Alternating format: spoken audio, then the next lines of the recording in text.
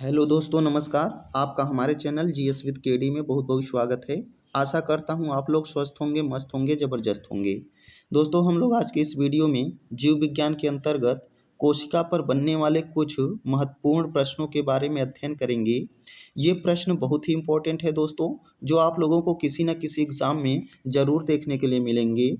तो वीडियो को स्किप मत करिएगा दोस्तों, अंत तक पूरा देखिएगा। यदि हमारा वीडियो पसंद आए तो इसे लाइक करिएगा, शेयर करिएगा तथा हमारे चैनल को सब्सक्राइब करिएगा। तो चलिए दोस्तों, अपने पहले प्रश्न की ओर चलते हैं। तो हमारा पहला प्रश्न है दोस्तों, निम्नलिखित कथनों में से कौन से पादप और जंतु कोशिकाओं के बीच सामान्य अंतर के बारे में सही है। तो इसमें बताना है दोस्तों कौन सा सही है, ए सही है कि बी सही है कि सी सही है, इसी को आपको बताना है दोस्तों। तो देखिएगा, ए में बोला गया है पादप कोशिकाओं में सेलुलोज की कोशिका भित्ति होती है, जबकि जंतु कोशिकाओं में नहीं होती। तो ए बिल्कुल सही है दोस्तों। जो पादप कोशिकाएं होती हैं, इनमें कोशिका भित्ति उपस्थित होती है जो कि सेलुलोज की बनी होती है। लेकिन जो भी जंतु कोशिकाएं होती हैं, एनिमल सेल होती हैं, जंतु कोशिकाएं होती हैं, उनमें कोशिका भित्ति नहीं होती। तो ए बिल्कुल सही है दोस्तों। बी में देखिएगा बोला गया है पादप कोशिकाओं में प्लाज्मा झिल्ली नहीं होती, बल्कि जंतु कोशिकाओं में प्लाज्मा झिल्ली होती है। तो ये गलत है दोस्तों, क्योंकि प्लाज्मा झिल्ली का मतलब है कोशिका झिल्ली। तो कोशिका झिल्ली पादप कोशिका और जंतु कोशिका दोनों में पाई जाती है। तो ये आपका बी आपका गलत है दोस्तों। और देखिएगा, सी में बोला गया है परिपक्व पादप कोशिका में एक वृहत रसधानी होती है, जबकि जंतु कोशिका में छोटी छोटी रसधानी होती हैं। तो रसधानी का मतलब है दोस्तों वैक्यूल। तो सही है, ये सी एकदम सही है। चाहे पादप कोशिका हो चाहे जंतु कोशिका हो, रसधानी दोनों में पाई जाती है। तो यहाँ पर आपका ए सही है और सी सही है। तो आपका ऑप्शन राइट आंसर हो जाएगा ऑप्शन सी, एक और तीन। कौन सा दोस्तों? एक और तीन। चलिए दूसरे प्रश्न पे चलते हैं दोस्तों। तो हमारा दूसरा प्रश्न है, सबसे बड़ा एक कोशिकीय जीव कौन सा है। तो बताइएगा दोस्तों, सबसे बड़ा एक कोशिकीय जीव ईस्ट है या एस्टुबुलेरिया है या एस्टोबैक्टर है या अमीबा है। तो इसका राइट आंसर हो जाएगा दोस्तों, सबसे बड़ा एक कोशिकीय जीव एसिटेबुलेरिया हो जाएगा, एसिटेबुलेरिया। तो आपका सबसे बड़ा एक कोशिकीय जीव कौन सा हो जाएगा? एसिटेबुलेरिया। तीसरा प्रश्न देखिएगा दोस्तों, नाभिक के अलावा कोशिका के किस कोशिकांग में डीएनए पाया जाता है। तो बताना है दोस्तों कि नाभिक के अलावा कहाँ पर डीएनए उपस्थित होता है। बताइएगा, गोल्जी काय, लाइसोसोम, माइटोकॉन्ड्रिया या नॉन ऑफ दिस। तो इसका राइट आंसर हो जाएगा दोस्तों माइटोकॉन्ड्रिया, माइटोकॉन्ड्रिया। नाभिक के अलावा माइटोकॉन्ड्रिया में भी डीएनए उपस्थित होता है। चलिए दोस्तों, चौथे प्रश्न की ओर चलते हैं। तो हमारा चौथा प्रश्न, सबसे बड़ी कोशिका किसकी होती है। तो बताइएगा दोस्तों, सबसे बड़ी कोशिका किसकी होती है? माइकोप्लाज्मा की, एसिटेबुलेरिया की, एसिटोबैक्टर की या शुतुरमुर्ग के अंडे की। तो इसका राइट आंसर हो जाएगा दोस्तों, सबसे बड़ी कोशिका शुतुरमुर्ग के अंडे की होती है। तो क्या हो जाएगा दोस्तों राइट आंसर? शुतुरमुर्ग के अंडे की। सबसे बड़ी कोशिका शुतुरमुर्ग के अंडे की होती है। पांचवा प्रश्न देखिएगा दोस्तों, सबसे छोटी कोशिका किसकी होती है। तो बताइएगा दोस्तों, माइकोप्लाज्मा, एस्टेबुलेरिया, एस्टोबैक्टर, शुतुरमुर्ग अंडे की। तो बताइएगा राइट आंसर क्या होगा। तो इसका राइट आंसर हो जाएगा, सबसे छोटी कोशिका माइकोप्लाज्मा की होती है। सबसे छोटी कोशिका किसकी होती है दोस्तों? तो बताएंगे माइकोप्लाज्मा की। अगर पूछा जाए सबसे बड़ी कोशिका किसकी होती है, तो बताएंगे शुतुरमुर्ग के अंडे की। अगर पूछा जाए कि सबसे छोटी कोशिका किसकी होती है, तो बताएंगे माइकोप्लाज्मा की। चलिए छठवें प्रश्न की ओर चलते हैं दोस्तों। हमारा छठवां प्रश्न है, जीवित कोशिका की खोज किसने की। तो बताइएगा दोस्तों, जीवित कोशिका की खोज किसने की? रॉबर्ट हुक ने, एंटोनी ल्यूवेनहॉक ने, डी दुबे ने, आल्टमैन ने। तो बताइएगा। तो इसका राइट आंसर हो जाएगा दोस्तों एंटोनी ल्यूवेनहॉक। कौन हो जाएंगे दोस्तों? एंटोनी ल्यूवेनहॉक। जीवित कोशिका की खोज किसने की? तो बताएंगे एंटोनी ल्यूवेनहॉक। अगर कोशिका की खोज पूछा जाए दोस्तों, तो सबसे पहले कोशिका की खोज 1665 में रॉबर्ट हुक के द्वारा की गई। सबसे पहले कोशिका की खोज 1665 में रॉबर्ट हुक के द्वारा की गई, लेकिन ये कोशिका मृत थी। जो रॉबर्ट हुक ने कोशिका खोजा, ये कोशिका कैसी थी दोस्तों? तो बताएंगे ये मृत कोशिका थी, मरी हुई थी। लेकिन जीवित कोशिका की खोज सबसे पहले किसने की? एंटोनी ल्यूवेनहॉक ने। तो सातवां प्रश्न देखिएगा दोस्तों।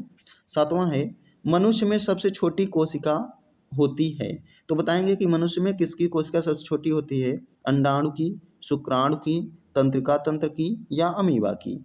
तो इसका राइट आंसर हो जाएगा दोस्तों शुक्राणु की। मनुष्यों में सबसे छोटी कोशिका शुक्राणु की होती है यानी स्पर्म की।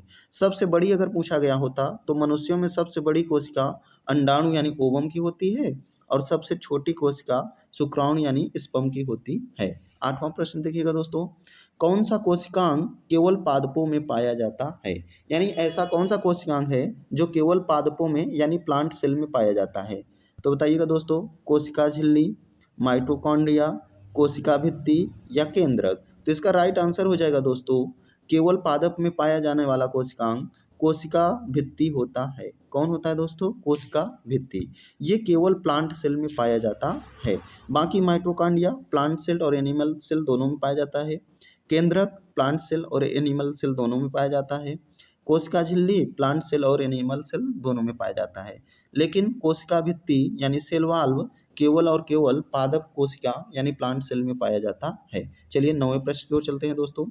हमारा 9वां प्रश्न है, कौन सा कोशिकांग जंतु कौन सा कोशिकांग जंतु तथा पादप दोनों में पाया जाता है, यानी दोनों की कोशिकाओं में पाया जाता है। तो बताइएगा, कोशिका भित्ति, सेंट्रोसोम, प्लास्टिड, कोशिका झिल्ली।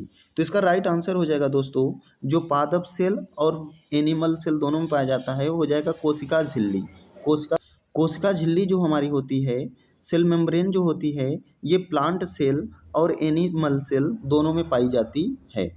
तो 9वें का राइट आंसर हो जाएगा कोशिका झिल्ली। 10वां प्रश्न देखिएगा दोस्तों, कोशिका सिद्धांत किसने दिया। बताइएगा, रॉबर्ट हुक, स्लाइडेन एवं स्वान, डी दुबे, आल्टमैन।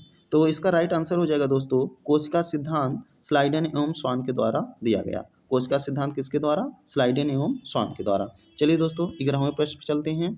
11वां प्रश्न है, निम्नलिखित में से किसको सेल का पावर प्लांट भी कहा जाता है। निम्नलिखित में से किसको सेल का पावर प्लांट भी कहा जाता है। तो बताइएगा दोस्तों इसमें से कौन सा राइट आंसर है, गोल्जी काय, माइटोकॉन्ड्रिया, राइबोसोम, लाइसोसोम। तो इसका राइट आंसर हो जाएगा दोस्तों कि माइटोकॉन्ड्रिया को सेल का पावर प्लांट भी कहा जाता है यानी पावर हाउस। माइटोकॉन्ड्रिया को सेल का पावर हाउस भी कहा जाता है। चलिए 12वें प्रश्न पर चलते हैं दोस्तों। 12वां प्रश्न है, निम्नलिखित में से किसको प्रोटीन की फैक्ट्री कहा जाता है। निम्नलिखित में से किसको प्रोटीन की फैक्ट्री कहा जाता है। बताइएगा दोस्तों, गोल्जी काय, माइटोकॉन्ड्रिया, राइबोसोम, लाइसोसोम। तो इसका राइट आंसर हो जाएगा दोस्तों ऑप्शन सी, राइबोसोम। राइबोसोम को प्रोटीन की फैक्ट्री भी कहा जाता है। चलिए 13वें प्रश्न की ओर चलते हैं दोस्तों। 13वां प्रश्न है, निम्नलिखित में से किसको आत्महत्या की थैली कहा जाता है। बताइएगा दोस्तों, गोल्जी काय, माइटोकॉन्ड्रिया, राइबोसोम या लाइसोसोम। तो इसका राइट आंसर हो जाएगा दोस्तों लाइसोसोम को आत्महत्या की थैली भी कहा जाता है। किसको कहा जाता है, लाइसोसोम को। तो 14वें प्रश्न पे चलते हैं दोस्तों। हमारा 14वां प्रश्न है दोस्तों, यूकैरियोटिक सेल में प्लाज्मा झिल्ली किसकी बनी होती है। तो जो यूकैरियोटिक सेल है इसमें प्लाज्मा झिल्ली फास्फोलिपा प्रोटीन की बनी होती है। फास्फोलिपो प्रोटीन की बनी होती है। 15वां प्रश्न, प्लाज्मा झिल्ली किसकी बनी होती है। तो बताइएगा दोस्तों, प्रोटीन की, लिपिड की, कार्बोहाइड्रेट की या ए और बी दोनों की। तो राइट आंसर हो जाएगा दोस्तों जो प्लाज्मा झिल्ली होती है ये प्रोटीन और लिपिड दोनों से मिलकर बनी होती है, यानी राइट आंसर आपका डी हो जाएगा, ए और बी। प्लाज्मा झिल्ली प्रोटीन और लिपिड दोनों से मिलकर बनी होती है। चलिए 16वें प्रश्न पे चलते हैं दोस्तों। हमारा 16वां प्रश्न है, सेलुलोज भित्ति किसके सेलों में पाई जाती है। जो सेलुलोज होती है, कोशिका भित्ति होती है, कोशिका भित्ति जो होती है ये सेलुलोज की बनी होती है। ये किन प्रकार की सेलों में पाई जाती है। तो बताइएगा, जंतु में, बैक्टीरिया में, कवक में या पौधों में। तो इसका राइट आंसर हो जाएगा दोस्तों जो प्लांट सेल होती हैं यानी पौधों में ये आपकी कोशिका भित्ति सेलुलोज की बनी होती है। तो राइट आंसर हो जाएगा पौधों में। 17वां प्रश्न देखिएगा दोस्तों, निम्नलिखित में से कौन सा डीएनए का भाग नहीं है, यानी डीएनए में इसमें से कौन सा उपस्थित नहीं होता। बताइएगा दोस्तों, एडेनिन, यूरेसिल, थायमिन, साइटोसिन। तो इसमें बताएंगे कौन सा राइट आंसर हो जाएगा। तो इसका राइट आंसर हो जाएगा यूरेसिल। यूरेसिल डीएनए में नहीं पाया जाता है, जबकि यूरेसिल जो होता है आरएनए में पाया जाता है। चलिए दोस्तों 18वें प्रश्न की ओर चलते हैं। 18वां प्रश्न है श्वसन प्रक्रिया कहाँ पूरी होती है? तो इसका राइट आंसर बताइएगा दोस्तों। माइटोकॉन्ड्रिया में, सेंट्रोसोम में, जीवद्रव्य में या इनमें से कोई नहीं। तो बताएंगे जो श्वसन प्रक्रिया होती है ये माइटोकॉन्ड्रिया के अंदर पूरी होती है। राइट आंसर हो जाएगा माइटोकॉन्ड्रिया। 19वां प्रश्न कोशिका विभाजन किस कोशिकांग के द्वारा होता है? जो हमारा कोशिका विभाजन होता है किसके द्वारा होता है? राइट आंसर बताइएगा दोस्तों। लाइसोसोम, सेंट्रोसोम, माइटोकॉन्ड्रिया या सभी? तो इसका राइट आंसर हो जाएगा दोस्तों सेंट्रोसोम। जो कोशिका विभाजन होता है ये सेंट्रोसोम की सहायता से होता है। चलिए दोस्तों 20वें प्रश्न की ओर चलते हैं। हमारा 20वां प्रश्न है कोशिका का सबसे छोटा कोशिकांग कौन सा है? तो बताइएगा दोस्तों कोशिका का सबसे छोटा कोशिकांग कौन सा है? Lysosome, ribosome, centrosome, none of this? तो इसका राइट आंसर हो जाएगा दोस्तों ऑप्शन बी राइबोसोम। कोशिका का सबसे छोटा कोशिकांग राइबोसोम है। 21वां प्रश्न कोशिका के केंद्रक की खोज किसने की? बताइएगा दोस्तों Robert Hooke, D Dubey, Robert Brown, ब्रोबेरी? तो इसका राइट आंसर हो जाएगा दोस्तों जो कोशिका के केंद्रक है इसकी खोज रॉबर्ट ब्राउन के द्वारा की गई। कोशिका के केंद्रक की खोज किसके द्वारा की गई? तो बताएंगे रॉबर्ट ब्राउन के द्वारा कोशिका की खोज की गई। सॉरी दोस्तों कोशिका के केंद्रक की खोज रॉबर्ट ब्राउन के द्वारा की गई थी। चलिए 22वें प्रश्न की ओर चलते हैं दोस्तों। हमारा 22वां प्रश्न है कोशिका की ऊर्जा मुद्रा किसे कहते हैं? तो राइट आंसर बताइएगा दोस्तों ATP, joule, calorie, kilo calorie? तो इसका राइट आंसर हो जाएगा दोस्तों ऑप्शन ए एटीपी। कोशिका की ऊर्जा मुद्रा एटीपी को कहते हैं, यानी कोशिका की ऊर्जा को एटीपी में मापते हैं। और 23वां प्रश्न देखिएगा दोस्तों। 23वां प्रश्न है एटीपी का निर्माण कहाँ होता है? लाइसोसोम में, माइटोकॉन्ड्रिया में, केंद्रक में या नॉन ऑफ दिस में? तो इसका आंसर हो जाएगा दोस्तों इसका राइट आंसर हो जाएगा एटीपी का निर्माण माइटोकॉन्ड्रिया में होता है। एटीपी का निर्माण कहाँ होता है? बताएंगे माइटोकॉन्ड्रिया में। चलिए दोस्तों 24वें प्रश्न की ओर चलते हैं। हमारा 24वां प्रश्न है कोशिका के अध्ययन को क्या कहते हैं? Serology, neurology, cytology, none of this? तो राइट आंसर हो जाएगा इसका दोस्तों कोशिका के अध्ययन को साइटोलॉजी कहते हैं। कोशिका के अध्ययन को क्या कहते हैं? साइटोलॉजी। 25वां प्रश्न मनुष्यों की किस कोशिका में विभाजन नहीं होता? गीलियल सेल, न्यूरॉन सेल, गोनेट सेल या नॉन ऑफ दिस? तो बताइएगा दोस्तों क्या होगा आंसर? तो इसका राइट आंसर हो जाएगा न्यूरॉन सेल। मनुष्यों की न्यूरॉन सेल में कोशिका विभाजन नहीं होता है। तो राइट आंसर हो जाएगा न्यूरॉन सेल। चलिए 26वें प्रश्न की ओर चलते हैं। हमारा 26वां प्रश्न है 26वां प्रश्न जीव द्रव्य की खोज किसने की?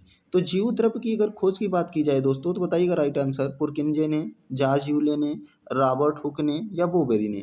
तो इसका राइट आंसर हो जाएगा दोस्तों पुरकिंजे ने। जीव द्रव्य की खोज पुरकिंजे के द्वारा की गई। जीव द्रव्य की खोज किसके द्वारा?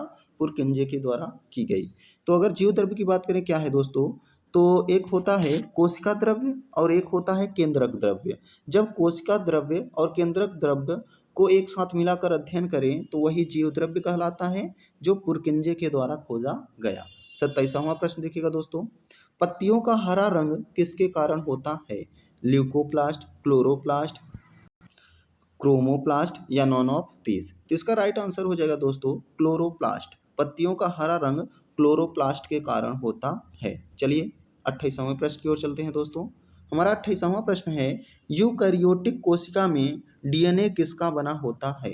जो यूकैरियोटिक कोशिकाएं होती है उसमें डीएनए किसका बना होता है? वसा का, सेल्यूलोज का, हिस्टोन प्रोटीन का या नॉन ऑफ दिस? तो इसका राइट आंसर हो जाएगा दोस्तों हिस्टोन प्रोटीन का। जो यूकैरियोटिक कोशिकाएं होती हैं इनमें जो डीएनए होता है ये हिस्टोन प्रोटीन का बना होता है। राइट आंसर हो जाएगा हिस्टोन प्रोटीन। 29वां प्रश्न देखिएगा दोस्तों कोशिका विभाजन कितने प्रकार का होता है? कोशिका विभाजन बताइएगा 2 प्रकार का, 5 प्रकार का, 4 प्रकार का या 3 प्रकार का? तो इसका राइट आंसर हो जाएगा दोस्तों कोशिका विभाजन मुख्यतः 3 प्रकार का होता है। असूत्रीय विभाजन पहला हो जाएगा आपका असूत्रीय विभाजन, दूसरा हो जाएगा आपका समसूत्रीय विभाजन और तीसरा आपका हो जाएगा अर्धसूत्रीय विभाजन। कोशिका विभाजन कितने प्रकार का होता है? 3 प्रकार का। चलिए 30वें प्रश्न की ओर चलते हैं दोस्तों।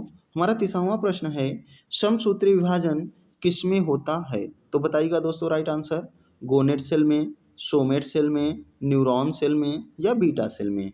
तो इसका राइट आंसर हो जाएगा दोस्तों, जो समसूत्री विभाजन है, समसूत्री जो विभाजन है ये सोमेट सेल यानी कायिक कोशिकाओं में होता है। किस में होता है दोस्तों? सोमेट सेल अर्थात कायिक कोशिकाओं में होता है। जो गोनेट सेल होती हैं ये जनन कोशिकाएं होती हैं, तो गोनेट सेल में अर्धसूत्री विभाजन होता है और जो सोमेट सेल हैं कायिक कोशिका हैं इनमें समसूत्री विभाजन होता है। तो 31वां प्रश्न देखिएगा दोस्तों, यूकैरियोटिक कोशिका में कौन सा विभाजन होता है? तो जो यूकैरियोटिक कोशिकाएं होती हैं इनमें समसूत्री कोशिका विभाजन और अर्धसूत्री कोशिका विभाजन दोनों होता है। समसूत्री और अर्धसूत्री दोनों होता है। तो इसका राइट आंसर हो जाएगा ऑप्शन सी, ए और बी दोनों। यूकैरियोटिक कोशिकाओं में समसूत्री और अर्धसूत्री दोनों प्रकार का विभाजन होता है। चलिए 32वें प्रश्न की ओर चलते हैं। हमारा 32वां प्रश्न है दोस्तों, प्रोकैरियोटिक कोशिका में कौन सा विभाजन होता है? तो जो बताइएगा दोस्तों, प्रोकैरियोटिक में कौन सा विभाजन होता है? असूत्री विभाजन, समसूत्री विभाजन, अर्धसूत्री विभाजन, ए और बी दोनों। तो इसका राइट आंसर हो जाएगा दोस्तों असूत्री विभाजन। जो आपकी प्रोकैरियोटिक कोशिकाएं होती हैं उनमें असूत्री कोशिका विभाजन होता है। अगर बात करें दोस्तों समसूत्री की तो ये यूकैरियोटिक में होता है। अर्धसूत्री की बात करें तो ये भी यूकैरियोटिक में होता है। लेकिन हमारी प्रोकैरियोटिक में कौन सा विभाजन होता है? बताएंगे असूत्री कोशिका विभाजन। 33वां प्रश्न देखिएगा दोस्तों, समसूत्री विभाजन कितने चरणों में पूरा होता है? तो इसका राइट आंसर बताइएगा दोस्तों, 6 चरण में, 5 चरण में, 4 चरण में, 3 चरण में। तो इसका राइट आंसर हो जाएगा दोस्तों ऑप्शन बी, 5 चरणों में पूरा होता है। जो समसूत्री कोशिका विभाजन होता है ये 5 चरणों में पूरा होता। तो क्या बताएंगे दोस्तों कितने चरणों में? 5 चरणों में पूरा होता है। पांचों चरण में पहला चरण होता है इंटरफेज। पहला चरण क्या हो जाएगा दोस्तों? इंटरफेज। और दूसरा चरण होता है दोस्तों, दूसरा चरण होता है प्रोफेज। और तीसरा चरण होता है मेटाफेज। तीसरा कौन सा हो जाएगा? मेटाफेज। चौथा चरण होता है एनाफेज और अंतिम 5वां चरण होता है टेलोफेज। तो कितने चरणों में पूरा होता है दोस्तों? बताएंगे 5 चरणों में। तो इसी के साथ आज का हमारा यह वीडियो समाप्त होता है दोस्तों। आशा करता हूँ आप लोगों को वीडियो ज़रूर पसंद आया होगा। तो हमारे वीडियो को लाइक करिएगा, शेयर करिएगा तथा हमारे चैनल को सब्सक्राइब करिएगा। इसी प्रकार के अन्य वीडियो को देखने के लिए हमारे चैनल को सब्सक्राइब करके बेल आइकन को ऑन कर लीजिएगा। तो इसी के साथ धन्यवाद दोस्तों, नमस्कार।